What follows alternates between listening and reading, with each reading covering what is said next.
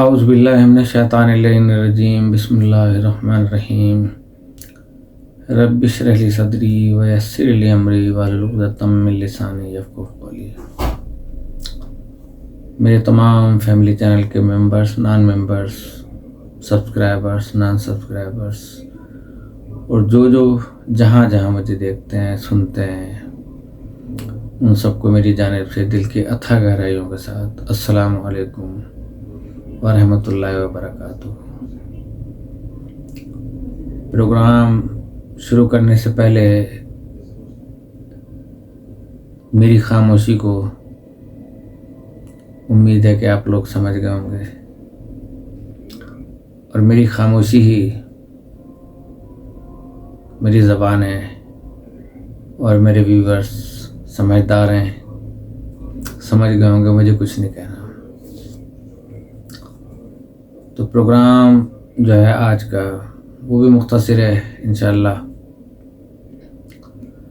باقاعدہ پروگرام لے کے چلیں گے مستقبل قریب میں، بشرط قید حیات۔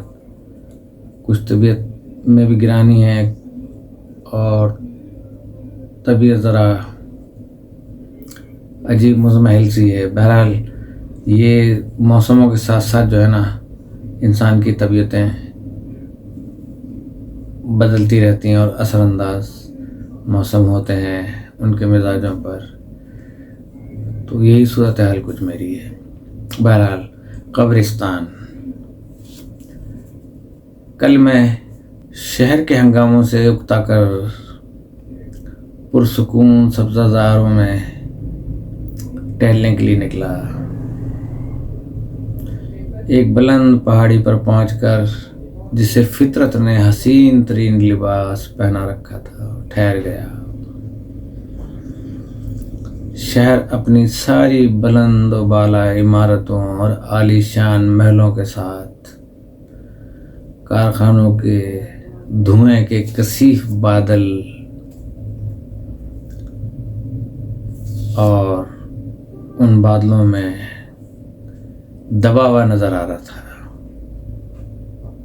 جب بلندی پہ کہیں جائیں گے اور شہر کو دیکھیں گے تو جو کارخانے ہیں، فیکٹریز ہیں، ان کا دھواں فضا کے اوپر ایک بادل سا طاری کر دیتا ہے۔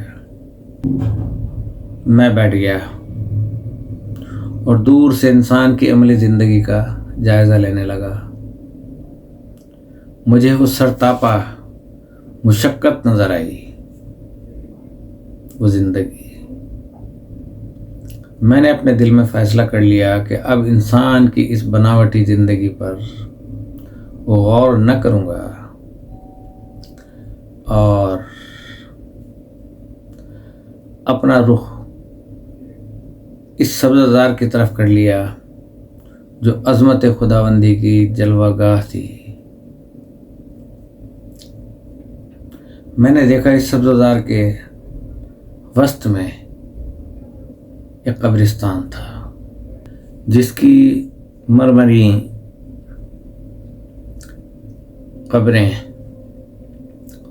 سروں کے درختوں سے گھری ہوئی نظر آ رہی ہیں۔ وہاں زندہ اور مردوں کی بستی کے درمیان میں ایک بستی کی مسلسل کشمکش اور دائمی حرکت، اور دوسری بستی پر چھائی ہوئی خاموشی اور مستقل سکون کے متعلق بیٹھا سوچ رہا تھا۔ ایک طرف امیدیں تھیں اور دوسری طرف نا امیدیاں، محبت، نفرت، امیری تھی اور غریبی، اعتقاد تھا اور بے اعتقادی، اور دوسری طرف مٹی میں مٹی تھی جس کے باطن کو ظاہر سے بدل کر فطرت اس سے نباتات اور پھر حیوانات پیدا کرتی ہے۔ یہ سب کچھ رات کی خاموشی میں ہو جاتا ہے۔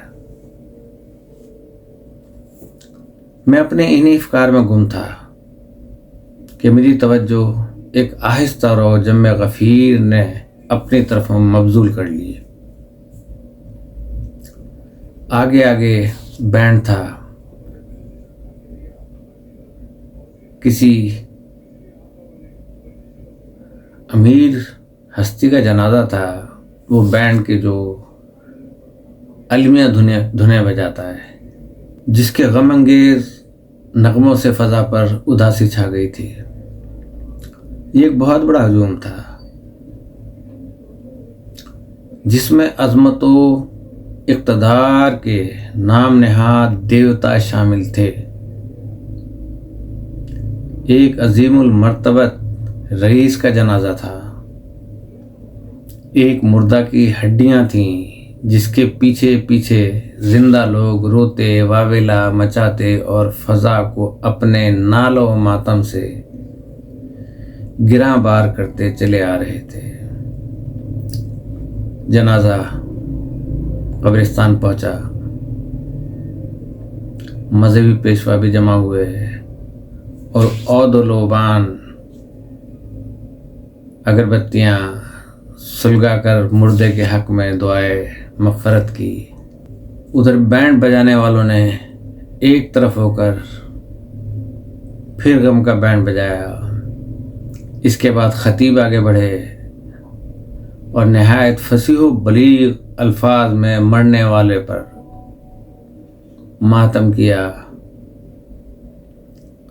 फिर शायरों ने अपने अपने अंदाज में मरसिए पढ़े, जिनमें सोज़ो गुदाज के साथ साथ मानवी लताफ़तें भी थीं।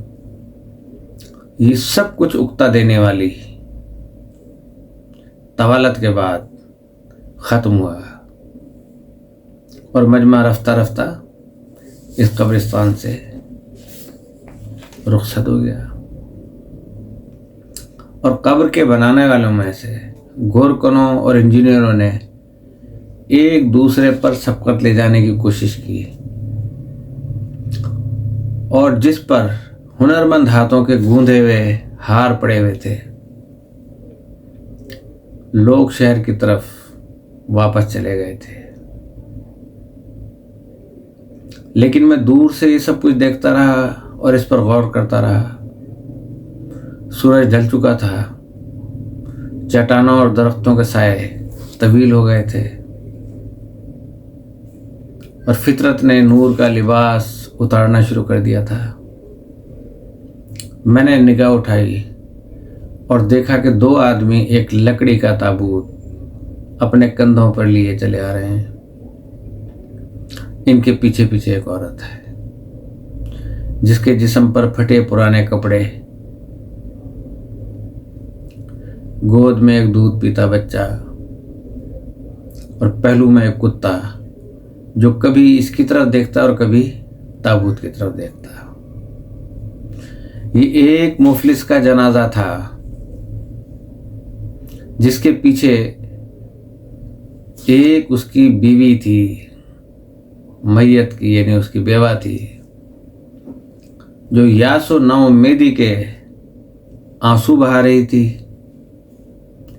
एक इसका बच्चा था जो अपनी माँ को रोते हुए देखकर रो रहा था और एक इसका वफादार कुत्ता जिसकी रफ्तार से उसके रंजो गम का इजहार होता था। ये लोग कब्रिस्तान पहुंचे, ताबूत को कब्र में उतारा जो मरमरी कब्रों से बहुत दूर एक गोशे में थी। इसके बाद वो पुर असर खामोशी के साथ वापस लौटे। कुत्ता बार बार अपने आका की आखिरी आरामगाह को देख रहा था, यहाँ तक कि वो सब दरख्तों में रूपोश हो गए। और ये मंजर मेरे लिए बहुत ही दर्दनाक था कि एक वो जनाजा था, एक ये गरीब और मुफलिस का जनाजा था जिस तरह बड़ी बड़ी आबादियाँ होती हैं, उनके पहलू में छोटी छोटी झोपड़ियों के घर होते हैं। बड़ा फ़र्क होता है। एक क्लास सिस्टम है, कब्रिस्तानों में भी क्लास सिस्टम है कि अमीर के लिए कब्रों की जगहें बड़े आराम से मिल जाएंगी, गरीब के लिए कहीं कोने खुदरे में कोई जगह जब मिल जाती है। तो उस वक्त मैंने शहर की तरफ देखकर अपने दिल में कहा, ये दुनिया, ये दौलत कुव्वत वालों के लिए है। फिर कब्रिस्तान की तरफ मुतवज्जे हुआ और कहा कि और ये कब्रिस्तान भी दौलत और कुव्वत वालों के लिए है। फिर कमज़ोरों और गरीबों का वतन कहाँ है मेरे माबूद? ये कहकर मैंने तह बतह बादलों की तरफ देखा, जिनके किनारे सूरज की हसीन शुआओं से सुनहरे हो गए थे। मेरे दिल से आवाज़ आई,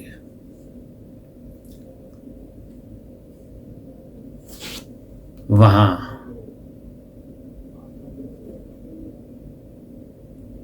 क्योंकि मैंने अपने दिल से कहा था कि गरीबों का वतन कहाँ है। तो तह बतह बादलों की तरफ देखा और उन सूरज की हसीन शुआओं से सुनहरे बादलों को देखा, तो दिल से यही आवाज़ निकली कि तुम्हारी जगह वहाँ है ऊपर। बस इसी के साथ इजाज़त चाहता हूँ।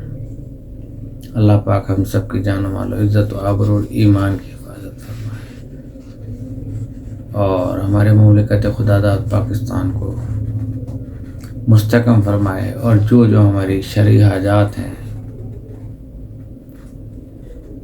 वो पूरी फरमा, बिछड़े मुँह को मिला दे और जो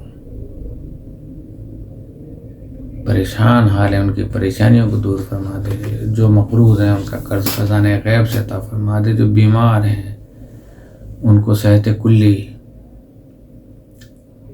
और बाबरकत तूल उम्र अता फरमा। अस्सलामु अलैकुम व रहमतुल्लाहि व बरकातुहू।